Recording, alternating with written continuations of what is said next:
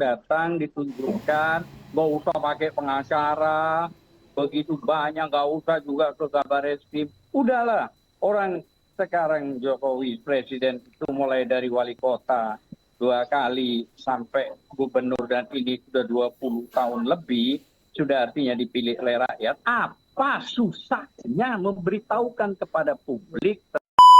Perseorangan terus datang ke lab forensik minta tolong gini-gini tidak bisa. Karena itu untuk mencegah jangan sampai nanti terjadi kriminalisasi. Kita kan harus tahu, Mbak, tahun 2023, Pak ya, kalau tidak, 2024, itu kan kemarin sempat terjadi pembobolan server PSTN. Pusat data Tentang ijazahnya. Misalnya dikumpulin semua di satu tempat lah, mau di Hotel Borobudur, mau di mana terserah, panggil semua ahli IT, panggil semua jurnalis untuk inilah ijazah saya, inilah wisuda saya, inilah ini. Silakan difoto, dijelaskan, artinya komplit lah. Sehingga kami merasa senang kalau kami memiliki presiden yang jelas. Ya, karena peristiwa yang ditangani di Polda Metro adalah dugaan pencemaran nama baik. Ya. Di dalam pengumpulan fakta, objek perkaranya adalah pernyataan yang mengandung fitnah dan pencemaran nama baik melalui media sosial atas tuduhan ijazah palsu S1 milik saudara JW, kemudian skripsi berikut lembar pengesahan. Sehingga inilah yang didalami. Apakah pernyataan yang disampaikan oleh beberapa pihak itu sesuai fakta atau tidak? Tuduhan gelar perkara itu nanti setelah faktanya terkumpul semua, baru dilakukan gelar perkara untuk menentukan apakah peristiwa yang sedang didalami itu ada dugaan tindak pidana atau tidak. Bersama kami, sehat selalu kita semua. Ya, assalamualaikum. Mas Roy, Ya. gini, Polda menegaskan bahwa hasil lapor dari Bareskrim kemarin itu akan dijadikan dasar pertimbangan untuk proses penyelidikan kasus Anda yang dilaporkan oleh Pak Jokowi. Sementara posisi Anda menolak hasil lapor itu. Iya. Gimana posisi Anda sekarang kalau membaca polisi Jelas, saja sedemikian? artinya begini, tolong semua itu sesuai dengan aturan dan regulasi baik-baik ya. Sesuai dengan KUHP ya, tentang Kitab Undang-Undang untuk Acara Pidana dan juga tentang Perkap, Peraturan Kapolri.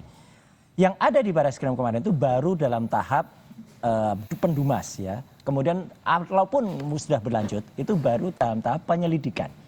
Kalau penyelidikan ya berarti nanti kalau dia mau digunakan di dalam Polda Metro Jaya ya harus diulang dari awal semuanya. Nggak bisa dipakai begitu saja.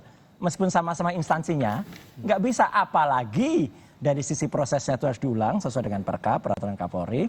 Kedua adalah hasilnya kita pertanyakan karena tidak transparan. Saya kemarin sudah menunjukkan dan kita buka ke publik bahwa ijazah 1120 yang tadi statement saya milik Jokowi itu tidak identik dengan 115 ya 1115 milik Fronojiwo, 1116 milik Hari Mulyono, almarhum Hari Mulyono, dan 1117 milik Sri Murtiningsih. Tapi sampai sekarang proses untuk mengulang lagi uji forensik terhadap ijazah itu nggak terjadi. Itu kan kita usulkan kemarin atau kita minta ya itu karena kita menulis kepada Irwasum, kepada Wasisdik, kepada Kapolri, tembusannya juga kepada Wakapolri sampai kepada Kompolnas ya.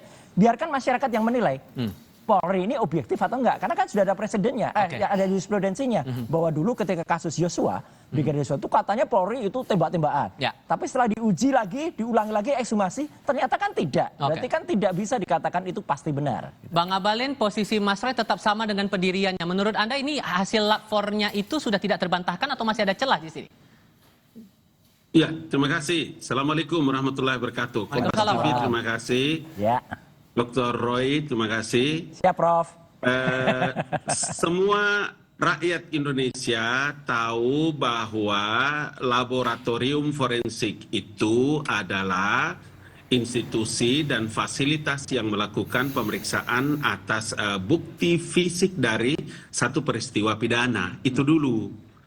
Saya punya keyakinan yang sangat kuat bahwa dari apa yang dilakukan oleh Mabes Polri terkait dengan ilmu pengetahuan yang mereka miliki dalam melakukan laboratorium forensik itu, dia menjadi sesuatu yang memang untuk dan atas nama institusi harus dipublikasikan, karena yang terjadi itu adalah pemeriksaan terhadap fisik ijazah yang dibicarakan. Nah, dalam poin inilah maka bahwa urusannya nanti teman-teman itu mau terima atau tidak, tetapi Mabes Polri dalam hal ini ya teman-teman itu bisa melakukan apa yang menjadi laporan dari masyarakat.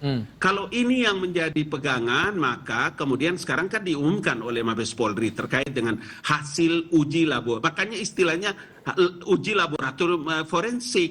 Karena apa? Menyangkut fisik dari peristiwa pidana itu. Sehingga menurut Anda tidak akan mungkin bisa diulang lagi pengujian itu?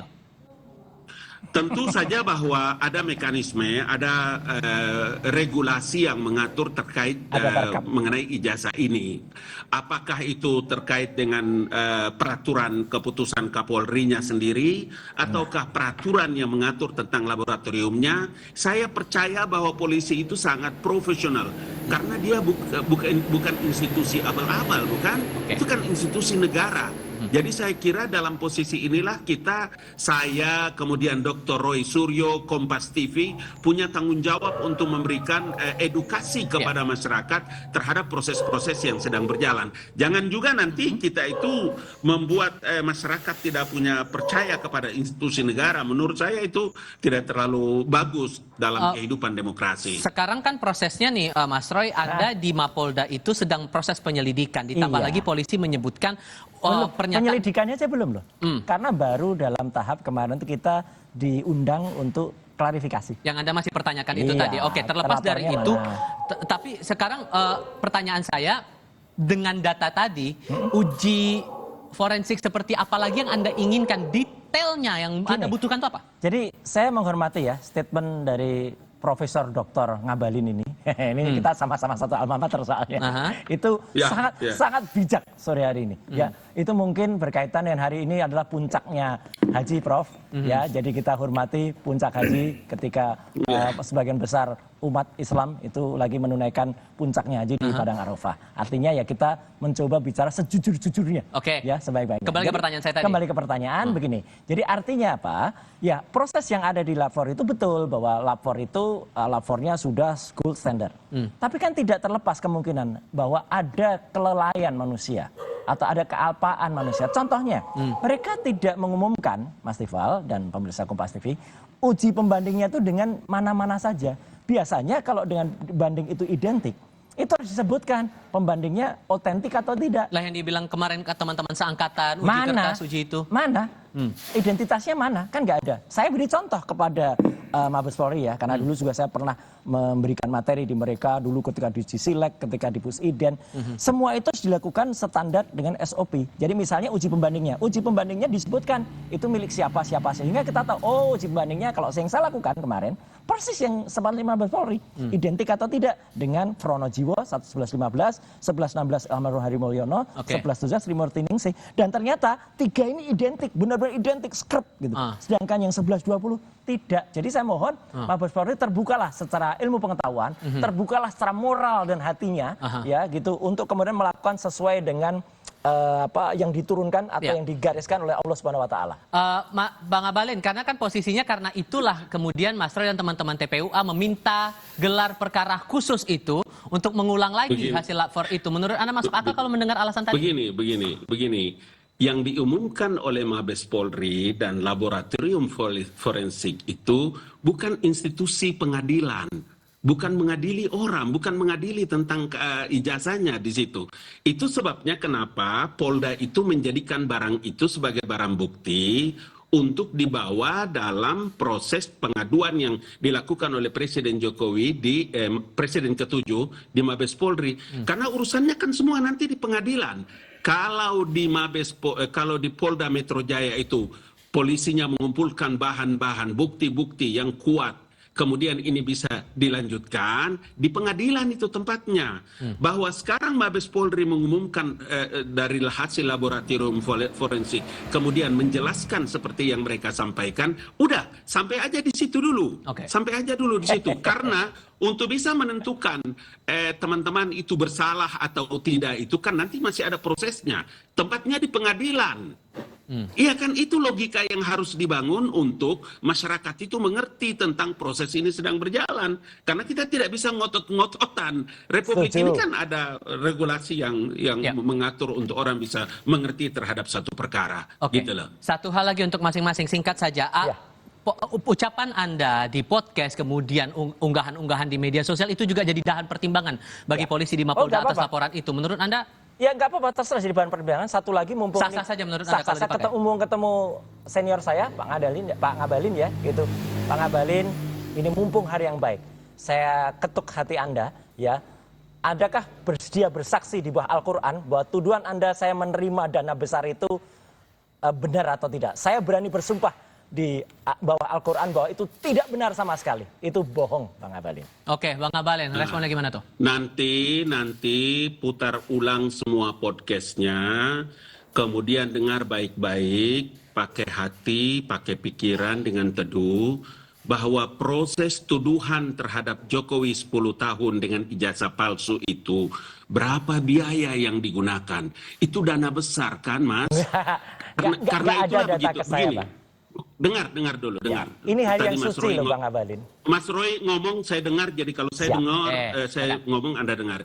Karena itu saya bilang, hanya urusan ijazah palsu 10 tahun, berapa biayanya itu? Banyak kan? Karena itulah yang saya bilang supaya, saya pikir nanti Kompas buat satu forum khusus, kita ngomong tentang materi ini ya. Biar kita perjelas satu persatu. Kita tunggu bawa Al-Quran, Bang Ngabalin. Oke, baiklah, terima kasih semuanya. Oke, Bang Ngabalin terima kasih. Bang Ngabalin terima kasih, Mas Roy terima kasih sudah bergabung.